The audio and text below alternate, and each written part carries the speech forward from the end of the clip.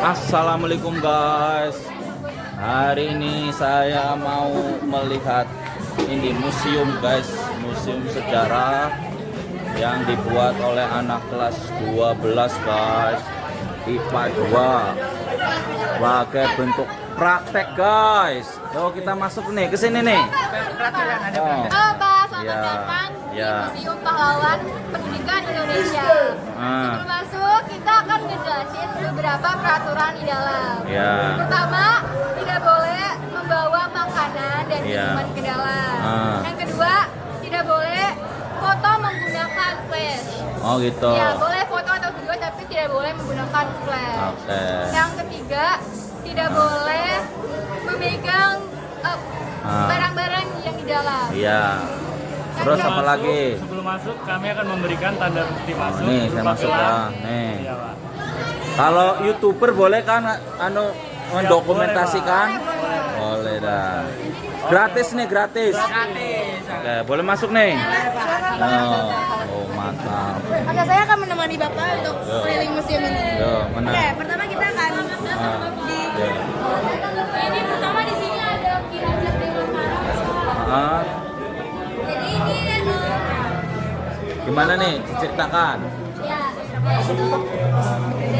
Nih, yuk, ceritakan. Jadi ini Ki Hajat Dewantara, dia itu bapak pendidikan di Indonesia. Dia itu yang mendirikan Taman Siswa pada tahun 1922. Dan ini para pendirinya. Dan ini juga ada peninggalan-peninggalannya. Iya. Nah, berkat Ki Hajat Dewantara ini, berkat dia kita bisa mencari ilmu di berbagai daerah, Pak. Iya. Yang dulunya hanya di daerah Jawa karena penguasa Belanda, sekarang sudah terdapat sekolah di berbagai daerah. Nah, fakta unik dari Ki Hajat Dewantara ini yaitu ada pencetus, yaitu sebagai pencetus semboyan pendidikan nasional Indonesia. Iya. Itu bunyi semboyannya Tuturi Handayani Ingkarso Sungkulodo Ingmadio Mangunkarso, yang artinya di depan memberikan contoh yang baik, di tengah dapat memberikan semangat, dan di belakang bisa memberi dorongan. Iya. Nah, maksud dari semboyannya itu kalau Tuturi Handayani itu kita bisa seperti kalau di sekolah itu tuh dia sebagai kepala sekolahnya dia harus memberikan yang terbaik buat murid-murid, guru-guru dan murid-murid. Terus habis itu kalau yang Ingkarso Sungkulodo itu kan artinya memberikan semangat, itu seperti guru-guru yang mengajar para muridnya. Terus kalau yang terakhir itu pada Mangunkarso memberikan dorongan, itu kami sebagai murid-murid harus bisa belajar lebih baik lagi agar Indonesia lebih baik. Oke. Ada lagi? Sudah, Pak. Cukup ya. Terima kasih ya. Saya lanjut ke berikutnya nih. Terima kasih ya. Keren. Ini apa ini? Ini ada Kartini atau Raden Ayu Kartini. Nah, di sini Kartini itu memiliki 3 nama. Nah, itu nama asli. Nama aslinya itu Raden Ayu Adipati Kartini Jayabarat. Gelar sebelum nikahnya itu Raden Ajeng Kartini dan nama lainnya Raden Ayu Kartini. Nah, Raden Ayu Kartini lahir pada tanggal 21 April 1879 di Jepara, Jepang, dan meninggal tanggal 17 November umur 25 tahun. Nah, Kartini ini dikenal karena sebagai tokoh perempuan Indonesia yang dikenal karena perjuangannya dalam memajukan pendidikan bagi perempuan pada awal abad ke-20. Jadi Kartini pendidikan sama berbagai aspek seperti pemberdayaan perempuan, terus perjuangan untuk pendidikan bagi perempuan, promosi dan pendidikan anak. Jadi ini sangat besar untuk perempuan. Oke. Dan di sini tuh kita memamerkan Oke, ini selanjutnya ini apa nih? Haji Ahmad Dahlan, Ustaz. Iya. Dia lahir pada tanggal 1 Agustus 1868. Dia lahir di Kampung Kauman, Jakarta. Lalu dia wafat di umur yang ke-55 tahun karena sakit paru-paru. Dia meninggal pada tanggal 23 Februari 1923. Iya. Nah, dia merupakan anak keempat dari 7 bersaudara. Dia mempunyai seorang istri yang bernama Siti Walidah. Dan dia mempunyai keturunan sebanyak 6 keturunan. Lalu dia orang tuanya bernama Kiai Haji Abu Bakar. Nah, Kiai Haji Abu Bakar ini merupakan imam besar yang ada di Kesultanan Yogyakarta. Dan ibunya bernama Siti Aminah. Nah, pada saat umur 15 tahun, Kiai Haji Ahmad Dahlan pergi ke Mekah untuk ibadah haji. Dan juga dia berguru di sana selama 5 tahun. Lalu dia mengganti namanya saat balik ke Indonesia dengan nama Kiai Haji Ahmad Dahlan. Pada dulunya namanya adalah Muhammad Dalis. Ada keunikan Ahmad Dahlan. Beliau merupakan anak dari Kiai Haji Abu Bakar dan beliau dikenal sebagai tokoh pembaharu. Beliau diangkat menjadi gelar pahlawan pada tahun 1961 dan beliau juga sempat bergabung beliau Budi Utomo pada tahun 1909. Dan di sini ada gambar peninggalan beliau kita Itu dikarang oleh Kiai Haji Ahmad Dahlan sendiri. Dan juga Kiai Haji Ahmad Dahlan itu merupakan pendiri Muhammadiyah. Jadi pada tanggal 18 November 1912 di umur yang 44 tahun, Kiai Haji Ahmad Dahlan mendirikan organisasi yang bernama Muhammadiyah. Dilihatin dulu ya. Oh ini ya, ini foto-fotonya ya. Ini. Ya, terima kasih ya. Kita lanjut nih. Halo, ini bisa dijelaskan nih, ini secara siapa nih? Dewi Sartika lahir pada tanggal 4 Desember 1984 di Bandung dan wafat pada tanggal 11 September 1947 di Tasikmalaya. Dia dilahirkan oleh seorang ayah bernama Raden Rangga Somanegara dan ibu Raden Ageng Raja Perman. Dia juga punya suami yang bernama Raden Kanduruhan Agas Suryawinata. Dia juga mempunyai keturunan seorang anak laki-laki bernama Raden Atot Suryawinata. Dan dia diakui sebagai pahlawan oleh pemerintah Indonesia pada tahun 1966. Dia juga punya julukannya yaitu Juragan Dewi atau Juragan Ageng. Dewi Sartika juga memiliki banyak keunikan, Ya. yaitu dia agak sedikit tomboy dalam berperilaku.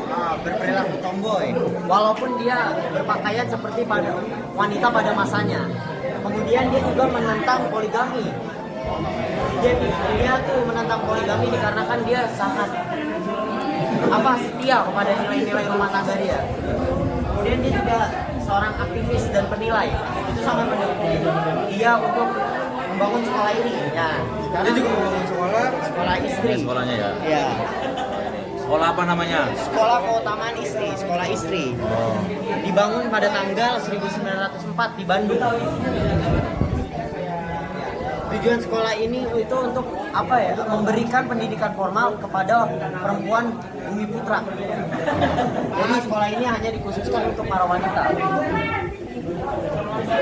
Cukup? Lihat ya. Ini Dewi Sartika ya. Pahlawan ya. Ya, pendidikan. Pahlawan pendidikan. Oke, makasih ya. Ya, Pak. Kita lanjut ke sini. Nah, ini nih. Bisa dijelaskan nih. Saya lihat dulu nih siapa nih? Dr. Sutomo. Oke. Ada yang mau menjelaskan? Saya menjelaskan di sini, Pak. Ya. Jadi Dr. Sutomo di sini lahir pada 30 Juli 1988, Pak.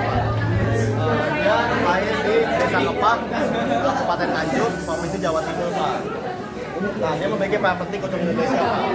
Contohnya itu, dia memiliki pemikiran seperti ini, Pak. Tidak hanya dari militer kita bisa melawan penjajah, tapi bisa dengan pemikiran yang lebih modern dan lebih luas lagi, Pak.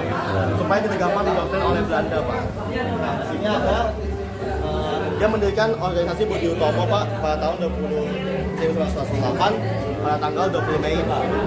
Di situ dia mendirikan ini dengan teman-temannya yang bersekolah dokter di Sofia yang berada di Batavia zaman dulu atau sekarang Jakarta. Nah, dia mendirikan ini ada alasannya, Pak, supaya tadi untuk memajukan bangsa Indonesia dan tidak memilih suku mereka, Pak. Makanya 20 Mei dipilih sebagai hari kebangkitan nasional dikarenakan organisasi ini tidak melihat ras atau suku dari manapun. Karena sebab itu Indonesia memiliki julukan-julukan seperti Jong Java, Jong Sunda, dan lain-lain. Dan ini ada fakta unik akan dijelaskan oleh Leo. Ini ada fakta uniknya Bung Tomo, Pak. Dulu itu namanya itu bukan Bung Tomo, yaitu Subroto ya Pak ya. Tapi karena namanya terlalu Jawa sehingga dia tuh ditolak dari ini sekolah Belanda. Akhirnya papanya itu mengubah namanya menjadi Sutomo. Hal ini menunjukkan kegigihan dan kesemangatannya dalam mengejar pendidikan Pak. Bahkan sampai dia itu tidak murid pandai di ELS Pak, dan diganti oleh gurunya dan teman-temannya Pak. Ada lagi? Terus ada lebih lanjutnya Pak. Ini Pendidikannya itu yang pertama itu ada di Sekolah Rendah Bumi Putra, yang kedua Sekolah Rendah Belanda di Bangil, dan yang ketiga ada Sekolah Dokter di Batavia atau Stovia Pak. Terus ada pengaruh kontribusinya, yang pertama itu terinspirasi oleh Dr. Wahidin Sudiro Usodo untuk membela rakyat kecil. Yang kedua mendirikan Budi Utomo pada tahun 1908 bersama teman-temannya Pak. Terus yang ketiga ada prestasinya Pak. Prestasi yang pertama itu dikenal sebagai siswa pandai di LS. Yang kedua itu memimpin Budi Utomo sebagai ketua Pak. Terus dan yang terakhir ada dukungan dan pengakuan. Yang pertama mendapat dukungan dari kepala sekolahnya Dr. Haji Efrol untuk mendirikan Budi Utomo. Terus yang kedua meskipun mendapat respon negatif dari beberapa guru Sofia, dia terus mendapat dukungan dari rekan-rekannya Pak. Oke, cukup? Oke. Terima kasih ya. Oh, ini berikutnya. Nah, ini Selamat datang Bang. iya. Kiai Haji Hasyim Asy'ari, pendiri organisasi Nahdlatul Ulama. Juga dia merupakan salah satu orang yang berperan dalam kemajuan Indonesia modern. Lalu beliau itu, oh ya di sini ada foto dari orang-orang yang ada di organisasi Nahdlatul Ulama. Ini adalah dua istri beliau sama anak-anak perempuannya. Untuk anak laki-lakinya kita nggak mendapatkan informasinya karena cukup privacy dia. Lalu di sini ada madrasah yang masih ada sampai sekarang didirikan oleh beliau. Bisa dijelaskan lebih lengkap lagi mengenai beliau? Oke, Pak. Jadi nama lengkap Kiai Hasyim Asy'ari, tanggal lahirnya di Jombang, tanggal 10 April tahun 1875. Dia meninggal pada umur 72 tahun. Meninggalnya di Jombang 25 Juli 1947. Dan orang tuanya itu bernama Kiai Asy'ari dan Nyai Halimah. Dan pasangannya itu ada dua, Nyai Nafitro dan Nyai Masruro. Nah ini nama-nama anaknya Pak, cukup banyak ya. Terus pendiri organisasi Nahdlatul Ulama, jabatan sebelumnya Rais Akbar Syuriyah Pemimpin Nahdlatul Ulama. Fun fact, beliau adalah kakek dari mantan presiden kita, yaitu Bapak Gus Dur, sama cawapres 01 kemarin, yaitu Pak Muhaimin. Ya, betul Pak. Bisa dijelaskan lagi mengenai perjalanan Kiai Hasyim Asy'ari dalam membela pendidikan? Ya.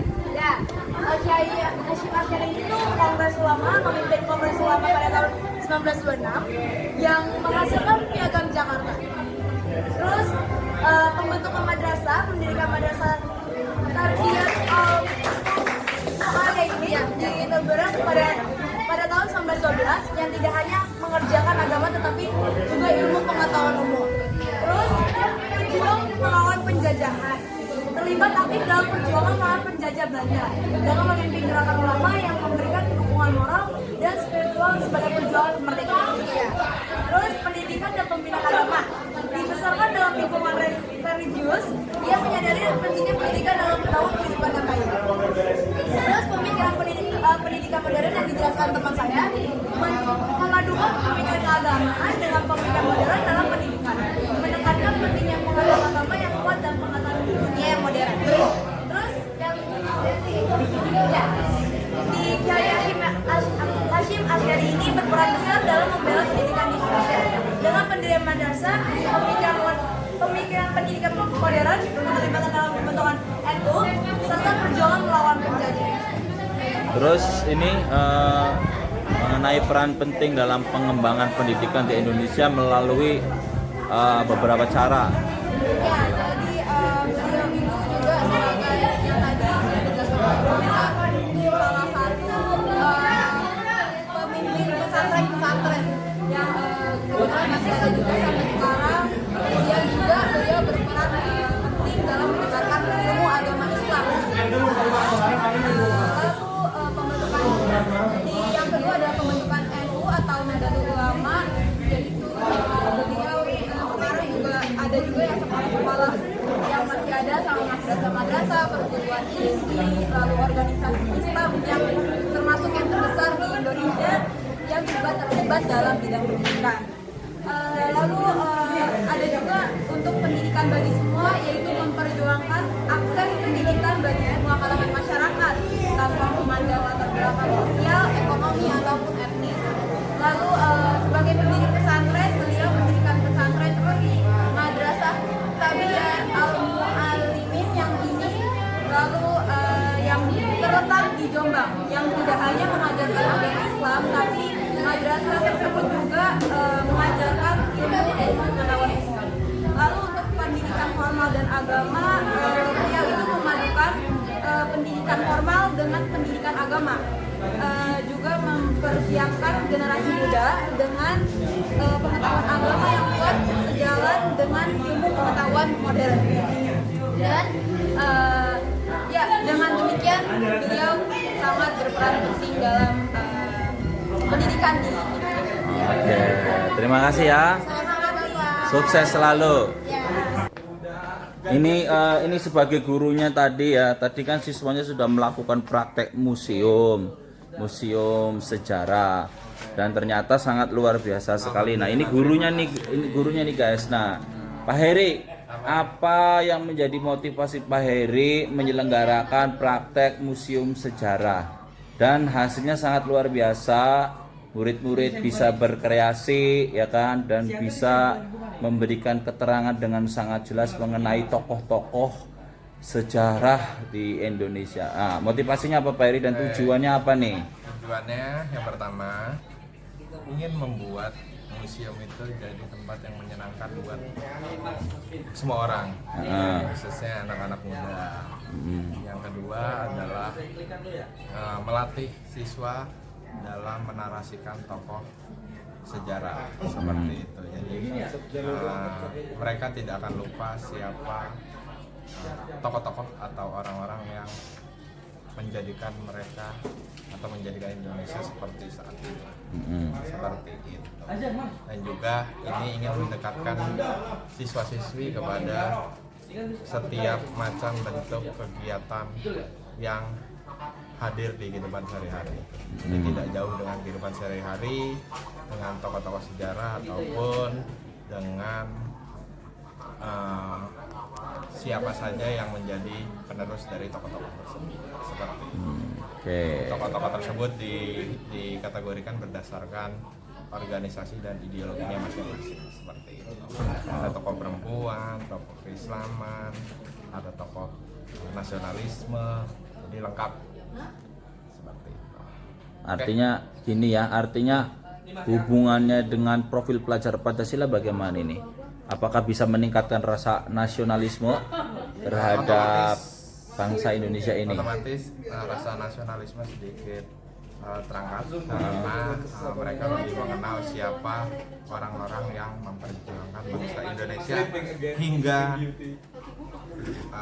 Indonesia itu merdeka, seperti itu. Dan juga tadi ada satu tokoh yaitu Ki Hajar Dewantara yang memang memperjuangkan bangsa Indonesia dari aspek pendidikan, khususnya membangun sekolah-sekolah untuk kelompok masyarakat kelas bawah, seperti itu. Mudah-mudahan banyak anak muda yang menjadi penerus dan menjadi tonggak perubahan untuk bangsa Indonesia di masa depan. Amin ya rabbal alamin. Terima kasih Pak Heri. Terima kasih. Mudah-mudahan prakteknya ini berjalan dengan lancar. Berikutnya kan ada lagi ya? Ada lagi kan? Ya, lancar, dan mudah-mudahan tujuan yang tadi sudah disampaikan dapat tercapai dengan baik. Terima kasih.